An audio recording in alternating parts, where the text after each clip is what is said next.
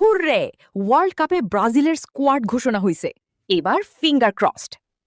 Carlo আনচেলত্তির Brazil squad দেখলে একটা জিনিস ক্লিয়ার, ডন কার্লো আবেগে দল বানায় নাই, ব্যালেন্স করে দল বানাইছে। ডিফেন্স আগে, তারপর অ্যাটাক। কার্লোর পুরানো দর্শন। সেন্টার ব্যাকে গ্যাব্রিয়েল মাগালহেজ আর মার্কুইনোস থাকলে পিছনে একটা সলিড ওয়াল পাওয়া যায়। ব্যাকআপে ব্রেমার, লিও পেরেইরা আছে। সামনে আবার ক্যাসেমিরো বসে থাকবে ডেস্ট্রয়ার হয়ে। মানে মাঝমাঠে কেউ বেশি নাচানাচি করলে ভাই আগে ক্যাসেমিরোর সাথেই দেখা হবে। ফুলব্যাক নিয়ে অনেকে বলবে ব্রাজিল তো আগের মতো অ্যাটাকিং ফুলব্যাক পাইল না। কিন্তু কার্লোর সিস্টেমে ফুলব্যাক মানেই শুধু ওভারল্যাপ দিয়ে ক্রস মারা না।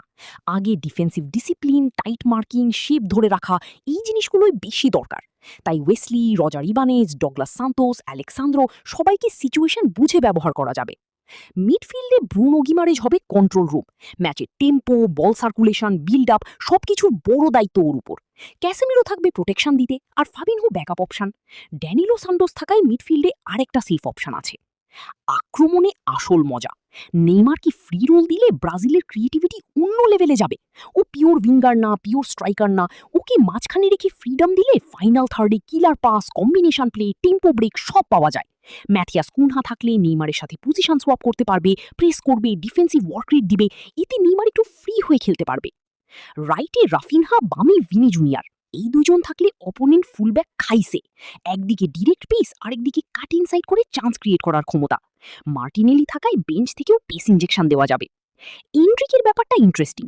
ওকে হয়তো স্টার্টার হিসেবে না, ইম্প্যাক্ট ওয়েপন হিসেবে রাখা হয়েছে।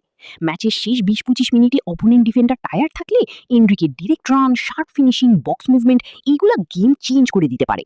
ও বয়সে ছোট, কিন্তু বিগ মুভমেন্ট ফিয়ার করে না। তাই ওকে স্কোয়াডে রাখা ফিউচার ইনভেস্টমেন্ট না, শুধু কারেন্ট টুর্নামেন্ট ওয়েপন হিসেবেও কাজ করতে পারে।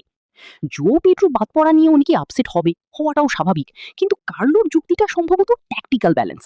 জো পেড্রো ভালো ফরওয়ার্ড, কিন্তু স্কোয়াডে already Neymar, Cunha, Endrick, Igor Thiago, Vini, Raphinha, Martinelli অনেক অ্যাটাকিং প্রোফাইল আছে।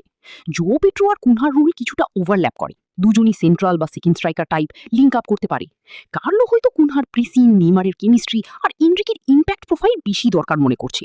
তাই Joao Pedro unlucky, bad player না। সব মিলাইয়া ব্রাজিল স্কোয়াডটা ফ্ল্যাশি না, কিন্তু ব্যালেন্সড। কার্লো এমন দল বানাইছে যেটা শুধু সুন্দর ফুটবল খেলবে না, টুর্নামেন্ট ফুটবল খেলতে পারবে। নকআউট ম্যাচ জিততে শুধু স্কিল লাগে না, ডিসিপ্লিন লাগে, ডিফেন্সিভ শেপ লাগে, বেঞ্চ অপশন লাগে। এই জায়গায় ব্রাজিল ভালোই প্রস্তুত। তবে একটা কথা, ব্রুনো, নেইমার, ক্যাসেমিরো এদের কেউ ইনজুরি বা কার্ড প্রবলেমে পড়লে ব্রাজিলের রিধাম নষ্ট হইতে পারে। এই তিনজন ফিট থাকলেই ব্রাজিল এই টুর্নামেন্টে সিরিয়াস ড্যামেজ করবে।